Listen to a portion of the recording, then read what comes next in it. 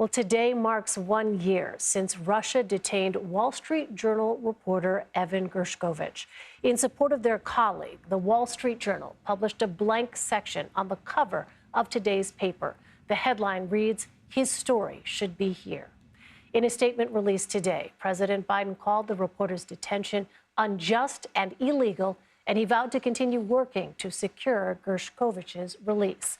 Earlier this week, CBS News spoke with the journalist's sister about the day she found out he was detained. I got a call from my mom, and it's just my stomach fell out. You know, your heart stops. It's so hard to believe that something like that is actually real. And I remember my mom and I discussing the morning after, is that really Evan, that photo that came out? We didn't want to admit for a moment that that was him. For more, let's bring in assistant editor of the Wall Street Journal, Paul Beckett. Paul, thanks very much for being with us. First of all, have you been able to contact Evan since his detention? What do you know about his well-being right now? We knew when we hired Evan that he was an excellent reporter. We've spent the last year in awe of what an extraordinary young man he is and his fortitude in prison. He spends 23 hours a day in a jail cell, and then the other hour is spent in a small courtyard that's about 6 paces square. So he's in a tough situation, but he exercises, he does yoga, he writes letters. Those have been vital, I think, for him and for his family. And we're very lucky that he's maintained his equilibrium all this time. It's extraordinary to hear that, Paul. What is the latest on the efforts to release him? Well, we've seen various mentions of Evan over the last several weeks, going back to early December when the US said it had made an offer to the Russians for him and for Paul Whelan, of course, who's been there for 5 years now.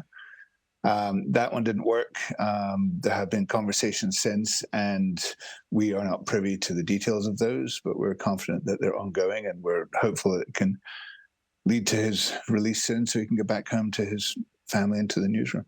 So conversations are ongoing. At this point, Paul, what more do you think the Biden administration could do, should do to secure Evan's release?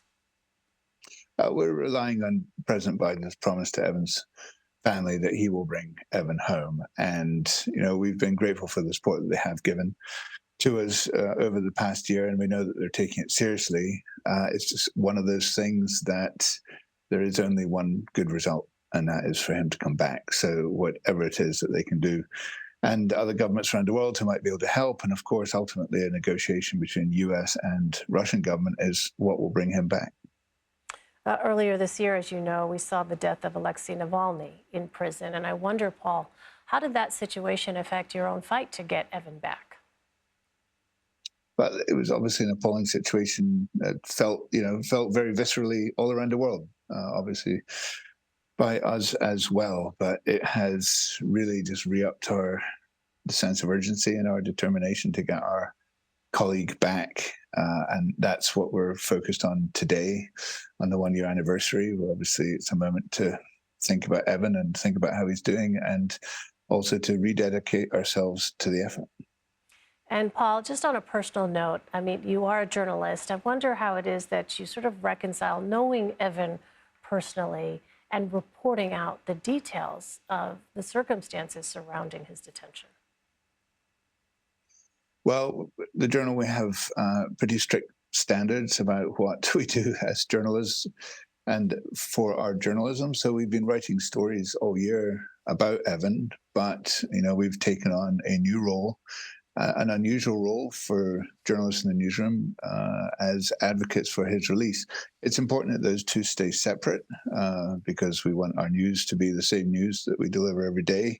But we have, in a sense, become an advocacy organization to push for him to come home. That's why you see the paper looking the way it does today. If you go on our website, wsj.com, you really can't miss Evan. And I think the other thing I'd just like to note is in the last year, we've had tremendous support from other journalists and the journalistic community, news outlets, CBS very much included.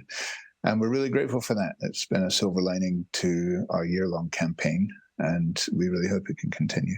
Well, our thoughts are certainly with you, and we will continue to follow this story here at CBS News. Paul Beckett, thanks so much for taking the time to talk to us. Thanks, Elaine. Thanks for your support.